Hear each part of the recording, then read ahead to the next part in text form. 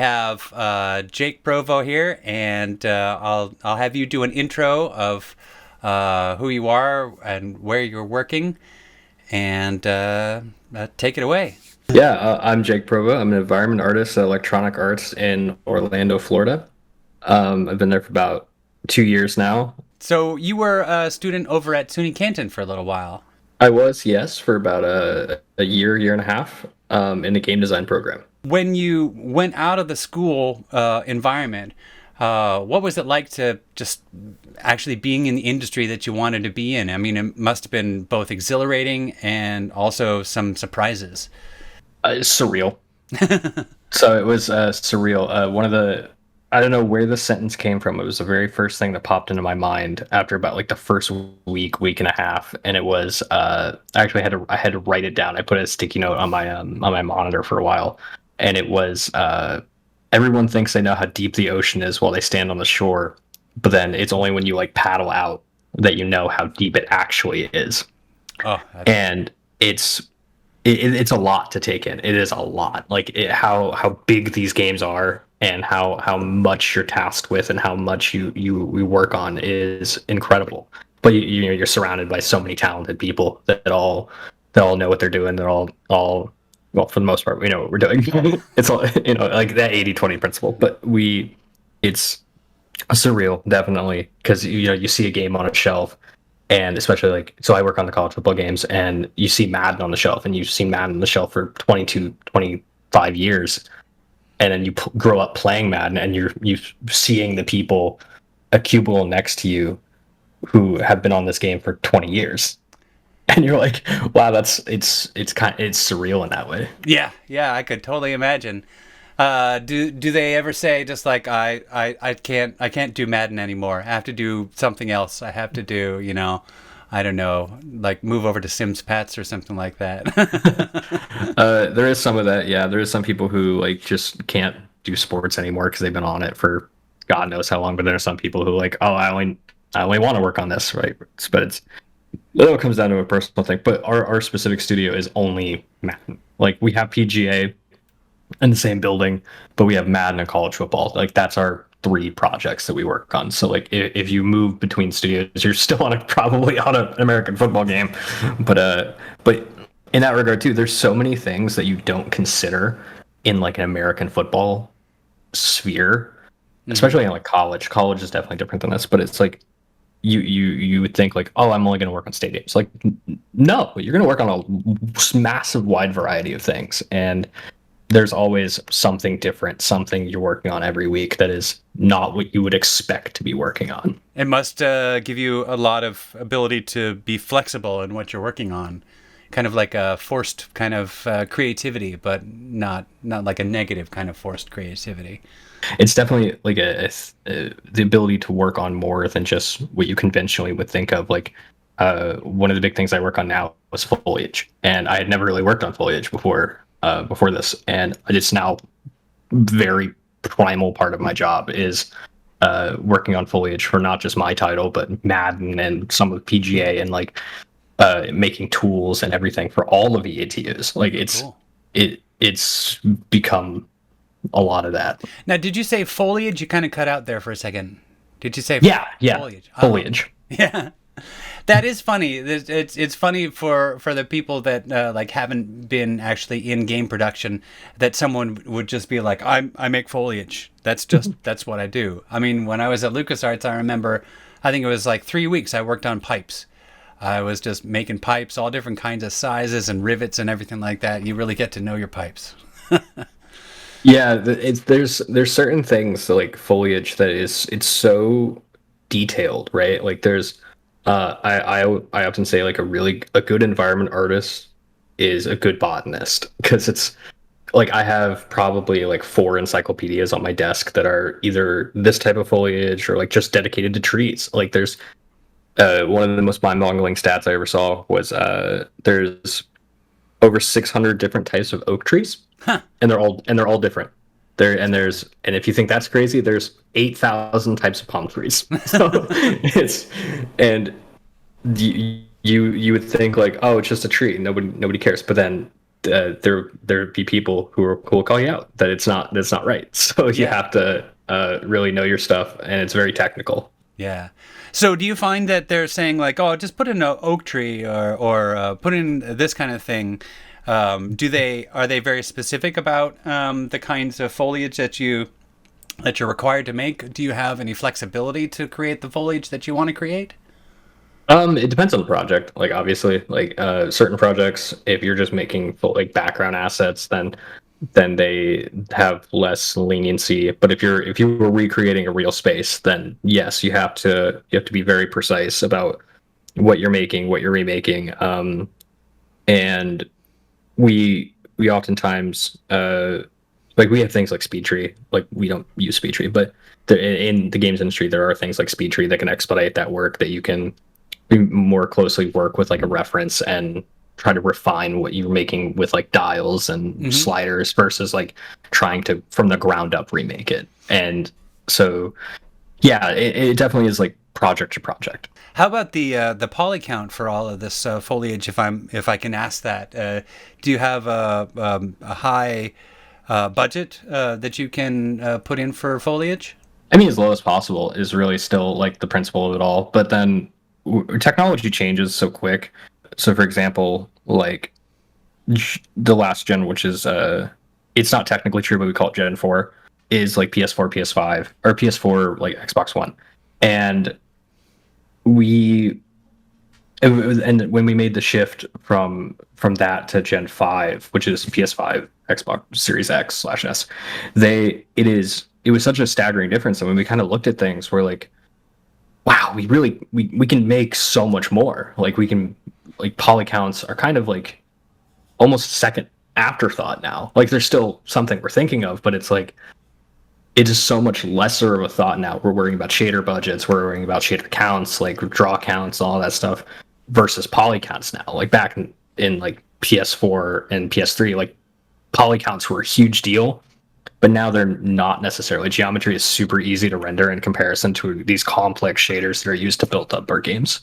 Yeah. How about your textures? Do you have a big do you have artists that are making textures for you? Are you doing some of your own textures? Do you have a whole a library that you might use for some of this stuff? Can you talk So about it? again, yeah. So that again is more of like a project to project thing. So I can kind of speak on our team where the umbrella. So I'm an environment artist. The umbrella of environment art's very like broad, right? We have different people on the same team with the same title that do wildly different things. So, for example, if I'm making a standalone prop, then yes, I would take it all the way from like I would make my block out in Maya, or and I would take it in like ZBrush and sculpt it, and then I would take my then I'd topologize it so I have a low poly, and then I can bake it, and then do my textures in Substance Painter. And like if I was just making a single prop, like yeah, that's how we would do it. But for like larger structures, we have like an entire texture library that one of our artists made, right? Like they all day they just make tileable textures, and like that's for the most part what they do all day. And but then we have other people who are like kind of me and another artist that are also they're just environment artists, but we're very in tune with Houdini, and we use Houdini a lot in like Really? making like procedural assets, or like making like for example, one of the things I made was I created, like what I said, foliage. I'm a procedural foliage artist, so I make tools that make procedural foliage and how to incorporate that on like a wide scale, and or like recreating assets like SpeedTree into Houdini, Yeah. and or like object placements in Houdini. And so we have two artists that do that, or we have my other specialties like sculpting. Like if anything is sculpted on team, usually they give it to me, and I'm the one who sculpts it. Cool. Cool. Yeah. So that's surprising that you mentioned Houdini. So, and you mentioned, of course, Maya, and you said Substance Painter. So what are the tools generally? Did I miss any tools? Are you using Photoshop? Are you using any other Yeah. tools you can talk about? So me specifically, like I use my number one tool is probably Maya. Um, but close second is probably Houdini. I use a lot of Maya, Houdini, Substance Painter, Designer, Sampler, ZBrush, of course our engine, Frostbite, and then some Illustrator. We do use Illustrator for some things. And so you're using ZBrush too. Are you using Mudbox or did you just go with ZBrush? I don't use Mudbox. I use ZBrush almost entirely. If I need anything sculpted, if I even just if I'm not making a full sculpt, I it's an integral part of the pipeline. So like if I'm making a prop asset, say I'm just gonna make up an example like a wood barrel. I'm making a wood barrel. As simple as it sounds, there are so many like small nuances and small things about like a wood barrel that makes it look real that is so hard to achieve in like a standard texture on a low poly asset.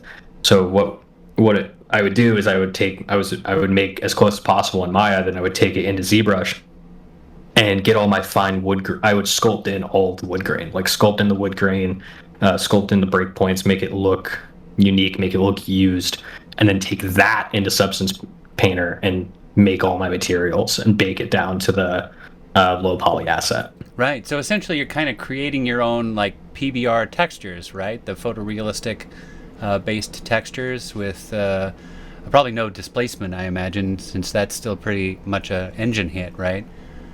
But It can be used in certain places. Uh,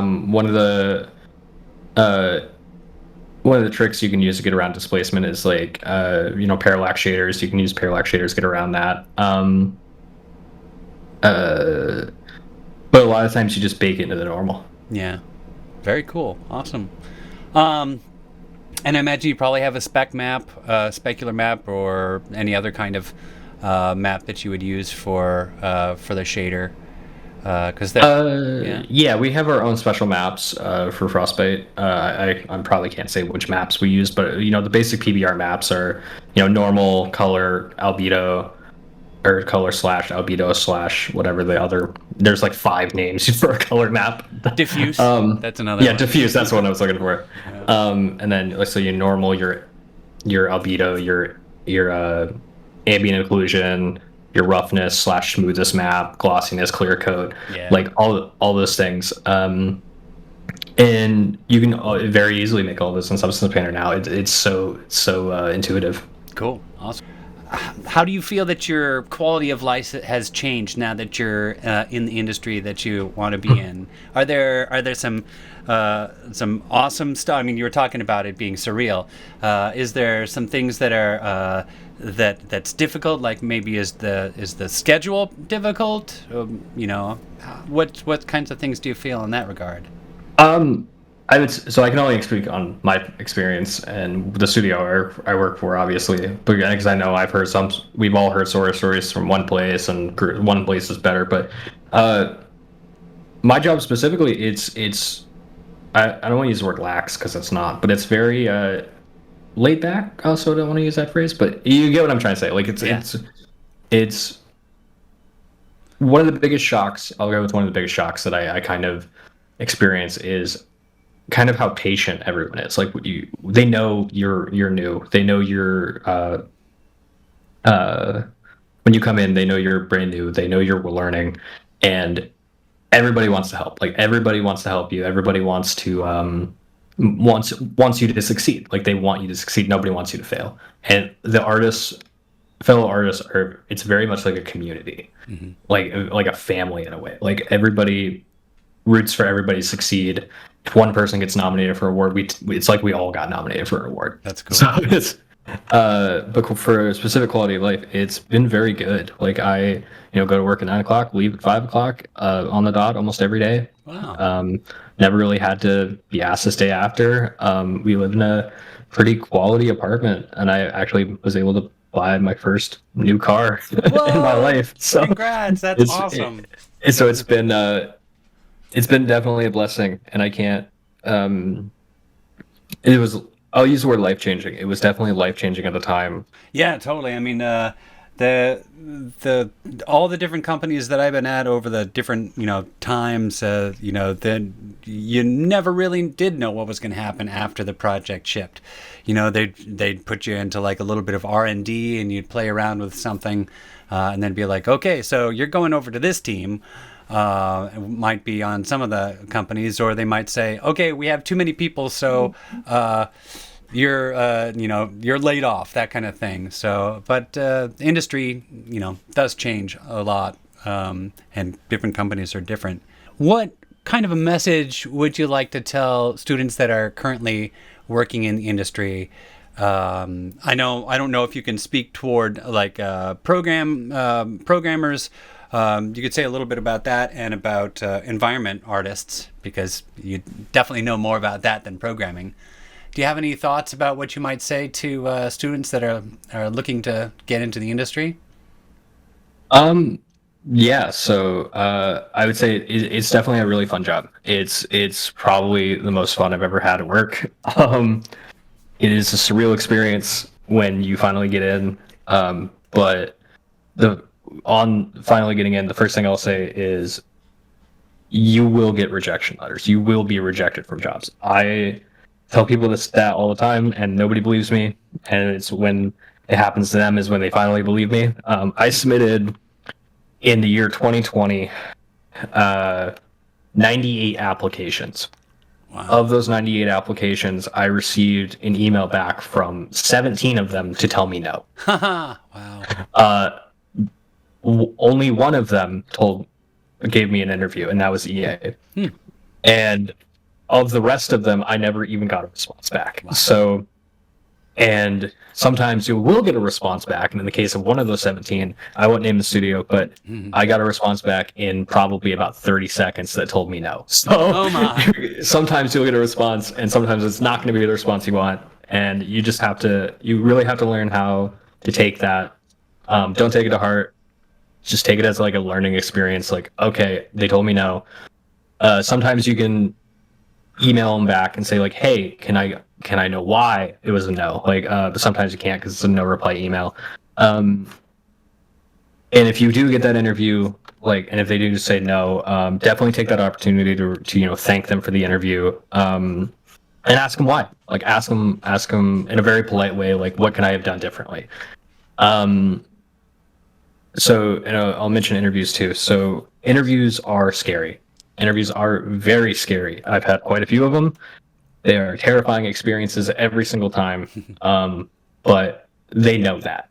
The person who's interviewing you knows you are terrified.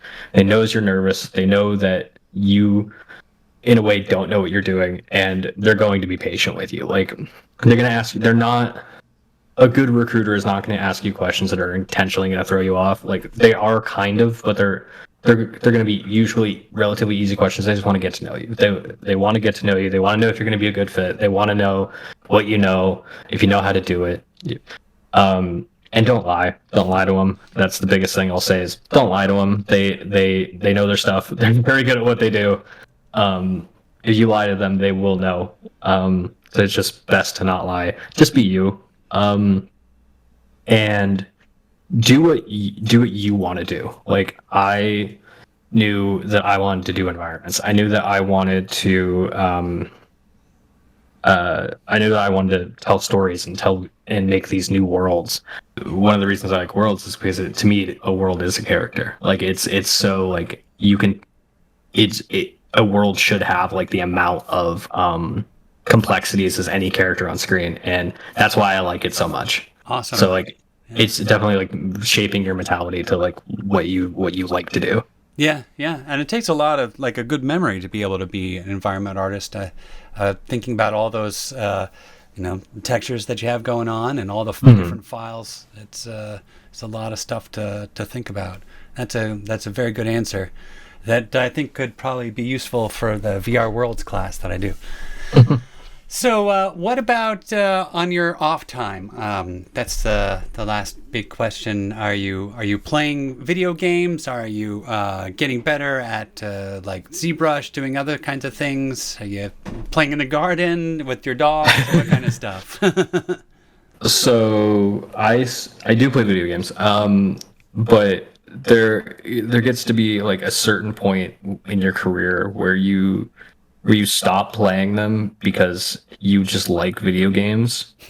Um, like the example I wrote here is Elden Ring. Like it was just like 10, 15 years ago. I would have been all over Elden Ring. I would have like 200 hours in it.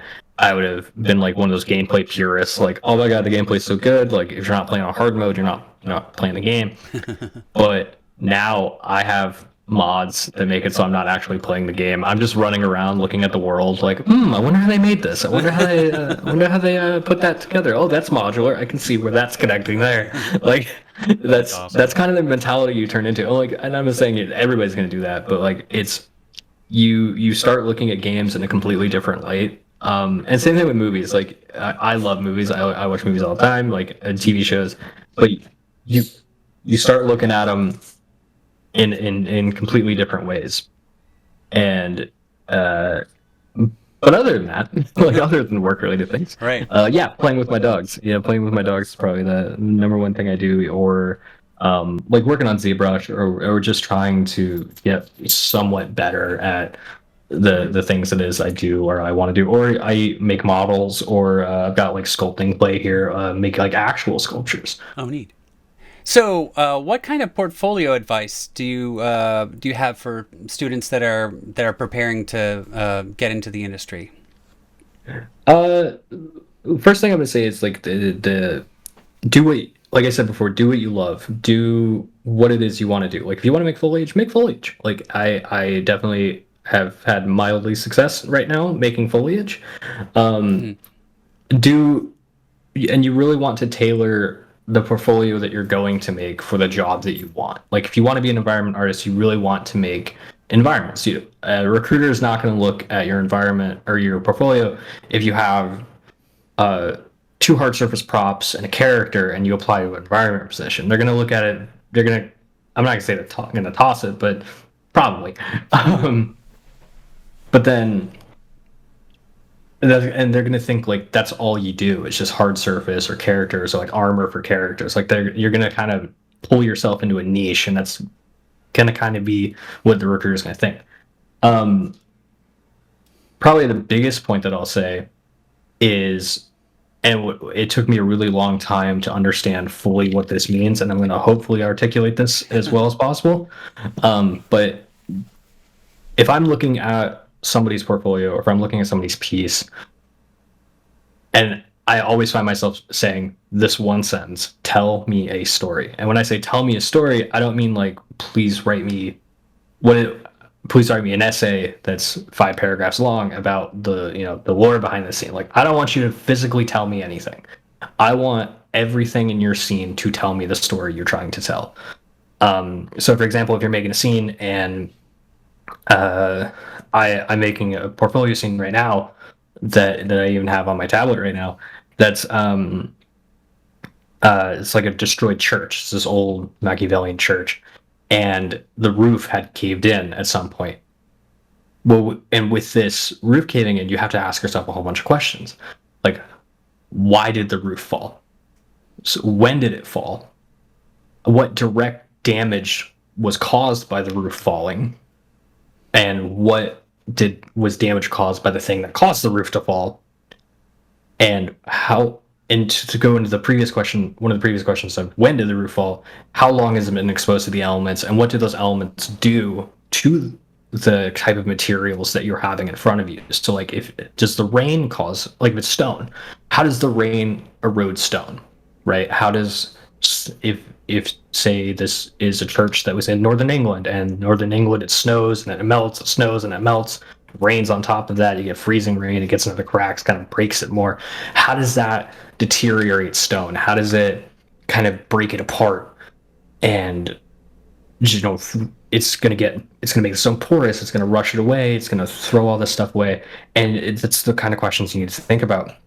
And then probably the biggest one was, what was the scene before any of this happened? Like was it a wedding that was all set up, and then like the wedding never happened, and like was the church just kind of left to rot afterwards? And the last piece I'll say is that you really need to find concepts that you're excited about. don't make something because you think it's going to be impressive, or make something because you think it's going to be it's going to get you a job. Like you need to, when you set out to make the thing that you want to make, like for your portfolio, you want to make something that you are excited about. Like I wanted to make this church because I was excited when I saw the concept. It made me excited. It made me want to make it and tell. And I had 1,000 thoughts about how these stories were going to work. And but then notice the keyword I said there was find, right? So like if unless you want to be a concept artist, if you want to be an environment artist, or you want to be a character artist, you definitely want to find like a qualified concept artist who had already made the work, because you're already like 75% of the way there. Your job that you're trying to get is creating a 3D environment. It's not concepting in a way. It's not you're going to spend more time concepting, and then that say I'm not going to say that will be the weakest point, but it will probably be the weakest point, and you'll get judged on that. When they look at your environment, they're going to be like, why is this form not work? Why does this shape not work? Why does this why are these architectural points not right? Oh, because I wrote my own concept. Well, the concept artists already did that for you. Like they already looked at it. Concept artists are very knowledgeable about everything. Like, some of the smartest people I know are concept artists. They're very smart people. They know how everything usually works together, and using somebody else's concept with permission. Please ask for permission.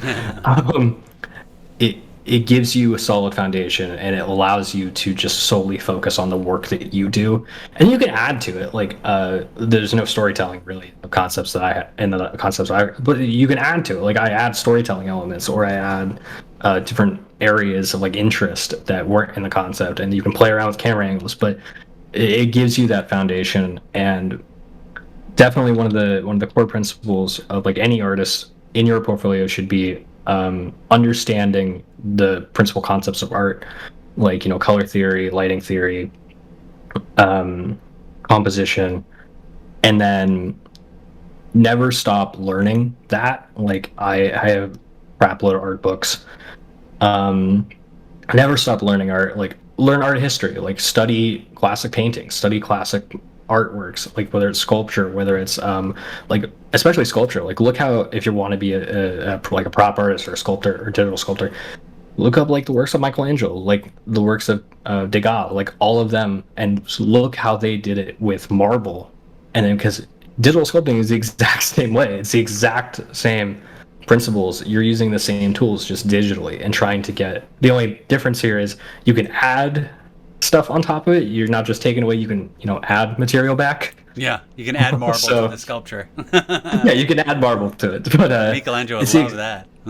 Right. But that's the biggest thing is never stop learning about art. Like people get into an aspect where they think they know, they think they know everything. Like we don't. Artists do not know everything. I go to our concept artist all the time, and I'll sit there with him for like an hour, just with a piece up, and I'll go, hey, can you rip this apart? Just rip it apart. Tell me everything I did wrong. And that's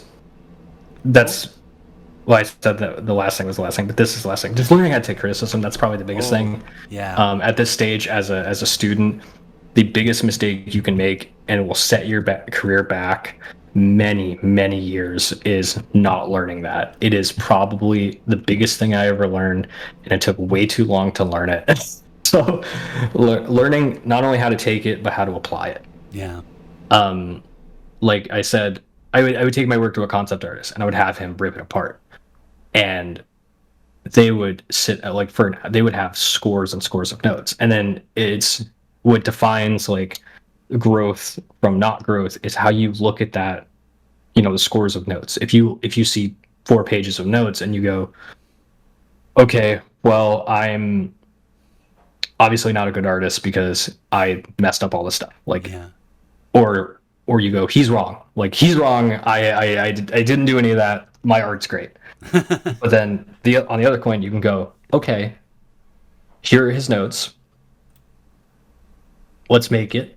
Let's see what they were talking about. Let's and it'll probably be better. Like, Yeah. could there have been one or two things they got wrong? Maybe, I don't know. But it's a fresh set of eyes. You've been looking at this for, some environments take 6 months. Yeah. Like, Oh, yeah. you've been looking at this for 6 months. You need somebody else to look at it, right? And somebody Definitely. who's qualified. And for So like 8 hours a day, too. That right. much, 5 days a week. You're going to get really numb to the things that you've created. So thank you so much for speaking with me, Jake. And you're at Electronic Arts and at Tiburon, you said, right? Yes. That location. And I wish you all the best. And thank you very much for taking the time out. Yeah, no problem.